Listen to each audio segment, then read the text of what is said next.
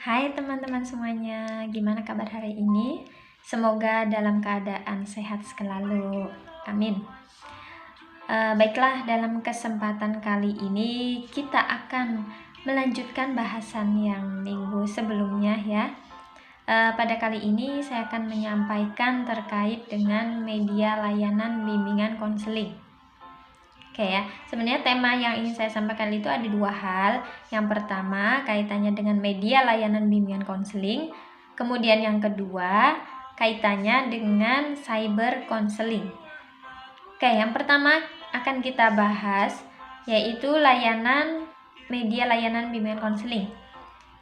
Layanan selama ini kita ketahui ada jenis layanan langsung, kemudian layanan tidak langsung ya. Layanan langsung itu berupa pemberian layanan konseling individual, layanan konseling kelompok, maupun bimbingan kelompok. Oke, yang bersifatnya secara langsung. Tetapi ada juga layanan yang memang bersifatnya tidak langsung, misalnya melalui media, baik media cetak maupun media elektronik ya. Media elektronik yang sering kita lihat kaitannya itu dengan adanya penyebaran berita-berita melalui website, kemudian melalui medsos maupun melalui bentuk aplikasi jejaringan lainnya ya.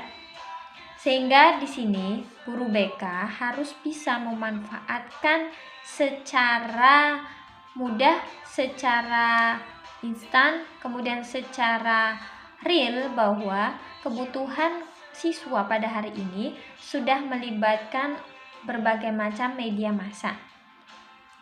Artinya media massa di sini teman-teman juga harus bisa menguasai beberapa aplikasi yang memang bisa menambah pengetahuan siswa baik secara langsung maupun tidak langsung, memberikan sebuah problem solving melalui adanya jenis layanan tidak langsung tersebut, mampu memanfaatkan media-media layanan dengan tujuan pemberian solusi di setiap permasalahan, sehingga nanti teman-teman akan bisa mewujudkan apa yang diharapkan oleh siswa pada kenyataannya.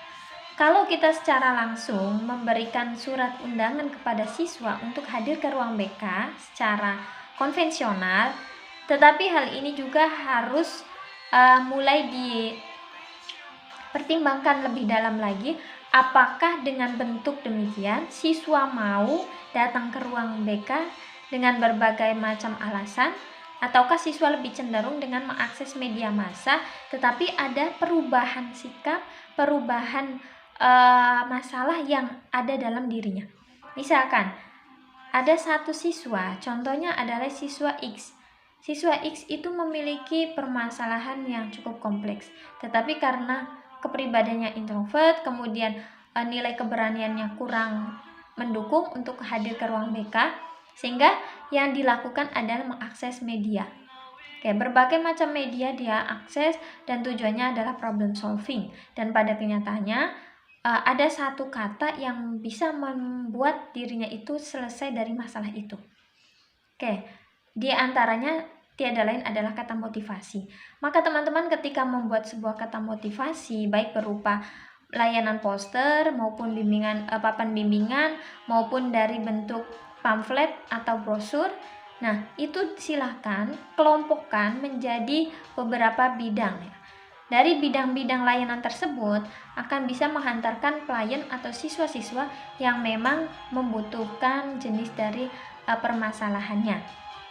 Sehingga peran BK di sini sangat efektif dan efisien tanpa harus berhadapan langsung secara konvensional. Oke? Di sini teman-teman semuanya paham semua ya? Sehingga semua layanan BK bisa dilakukan secara update di media massa. Itu bisa dilakukan sesuai dengan kebutuhan. Guru BK dapat memberikan layanan sesuai dengan need assessment siswa manakala ketika sudah memberikan beberapa instrumen, kemudian instrumen itu dianalisis sesuai dengan kebutuhan siswa tersebut, baik dari kelompok SMP, kelompok SMA maupun kelompok sekolah menengah kejuruan yang lainnya yang sederajat. Instrumen itu sudah bisa dilakukan untuk memberikan layanan apa yang tepat. Nah, itu sebagai acuan. Maka ketika teman-teman memberikan sebuah layanan yang dilakukan di media massa, itu juga tidak terlepas dengan adanya instrumen-instrumen yang sudah ditentukan oleh guru BK di sekolah. Oke, instrumen itu berupa apa saja?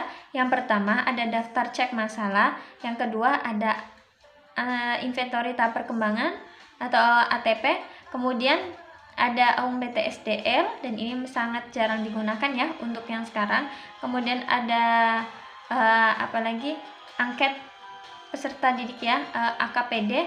Kemudian juga ada yang jenis instrumennya non tes, seperti ada sosiometri, study habit, kemudian ada apalagi instrumen-instrumen yang memang bersifatnya yang sering digunakan itu sosiometri ya, paling yang bersifatnya non tes. Oke, teman-teman semuanya, dari beberapa hal yang sudah dikembangkan tadi, silakan nanti disesuaikan dengan kebutuhan siswa yang ada di sekolah, tetapi nanti juga ada beberapa penilaian yang berbeda antara setiap individu, dan pastinya setiap sekolah juga memiliki instrumen dan hasil yang berbeda pula. Maka setelah tahapan tersebut, teman-teman juga masuk ke proses analisisnya. Oke ya, itu adalah beberapa tahapan yang perlu kita lewati dan kita kembangkan. Saya di sini sebagai mediator saja pada teman-teman. Nanti ketika ada permasalahan dalam pembahasan yang kaitannya dengan media tersebut, boleh nanti dikonfirmasikan saat perkuliahan berlangsung. Oke, thank you for your attention. I'm sorry if we have mistake. See you next time. Wabillahi taufiq wal hidayah. Wassalamualaikum warahmatullahi wabarakatuh.